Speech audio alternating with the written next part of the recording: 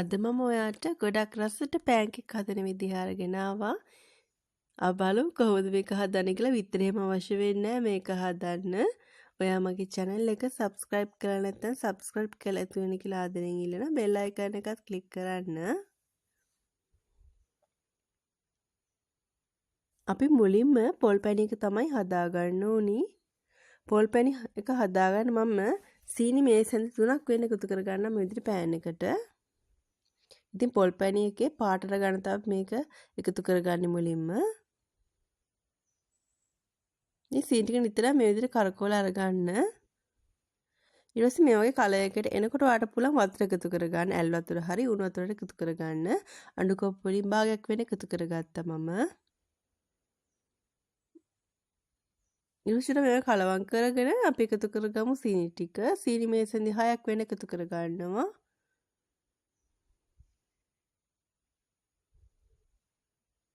සීනි ටිකත් මේ වගේ දියවෙගෙන එනකොට මම එකතු කරලා මේ ලුණු ටිකක් ඒත් එක්කම එනසල් කරල 3ක් වෙන එකතු කරගන්නවා. හොඳට කුඩු කරලා අරගත්තේ. ඔයාට වැනිලා වුණත් මේ වෙනකොට එකතු කරගන්න පුළුවන්. සීනි ටික හොඳටම දියවෙනකන් ඉන්න පොල් ටික එකතු කරගන්න. මේ සීනි ටික හොඳටම දී වෙලා තියෙන මම පොල් ටිකත් මේ ගාම එකතු කරගන්නවා. පොල් අඬු කෝප්පයක් තමයි අරගත්තේ. ඉතින් පොල් ටික හොඳට කලවම් කරගන්න. පැණිත් එක්ක හොඳට පැණි වදින විදිහට. ඉතින් මේ පොල් ටිකේ චුට්ටක් තෙත ගතිය හින්දනකම් විතරයි අපි තියාගන්නේ ලිපේ. ඉතින් මේ වගේ වෙනකොට ඔයා ලිපෙන් අයින් කරගන්න. තෙත ගතිය චුට්ටක්වත් නැහැ දැන්. ඊට පස්සේ මම පෑන් කේක් හදාගන්න මෙන්න විදිහට පිටි එකතු කරගෙන අඬු කෝප්පයක් වෙන්න. ඊට පස්සේ ලුණු එකතු කරගන්නවා. කහ කුඩු තේ හැදි භාගයක් වෙන්න එකතු කරගන්න. ඉතින් චුට්ට මේක කලවම් කරගන්න.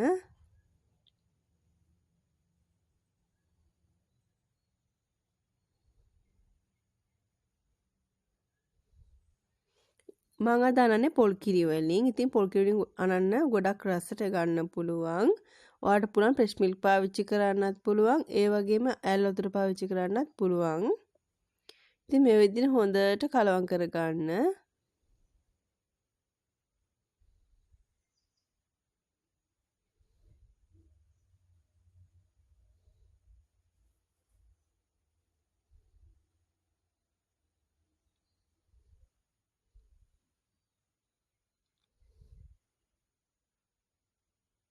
දැන් හරි පදමට ඇහිලා තියෙදි මේ පදමට ඔයා හදාගන්න.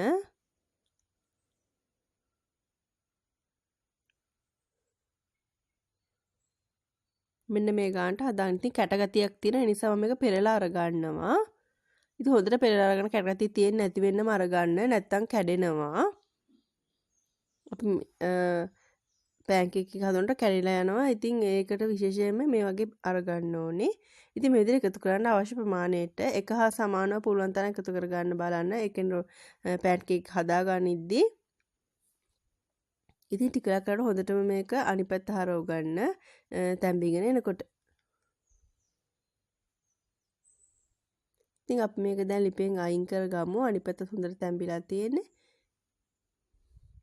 ඊට අවශ්‍ය ප්‍රමාණයට පොල් එකතු කරගන්න තියෙන්නේ පොල් පැණි එක. ඉතින් ගොඩ වැඩි කරගන්නත් එපා. සාමාන්‍ය ගානට තියාගන්න. ඊට පස්සේ තද කරලා තමයි මේක හදාගන්න. නැත්නම් දිගැරෙන ප්‍රමාණය ඉන්නේ මේ විදිහට මේ බලන්න. මෙන්න මේ විදිහට තද කර රෝල් කරගන්න. මෙන්න මේ විදිහට. එතකොට මේක දිගැරෙන ගතියක් නැහැ. ඉතින් චුට්ට තද කරලා රස්නේ පිටින් මේක කරන්න ඕනේ. එතකොට දිගැරෙන්නෙම නැහැ. ඉතින් මේ විදිහට මම පෑන් කේක් ටික ඔක්කොම හදාගත්තා. මම ඒ ප්‍රමාණයෙන් පෑන් කේක් 7ක් වෙන්න හදාගත්තා. ඉතින් ඔයාලට තේ වෙලාවට උන කඩෙන් කන්න අවශ්‍ය නැහැ. මේ වගේ දේවල් ගෙදර හදාගන්න. අඩු අමුද්‍රව්‍ය ටිකකුත් යන්නේ. ඉතින් ආයෙත් ලේසි වීඩියෝක් කරගෙන ඔයාව හම්බෙන්න එන්නම්.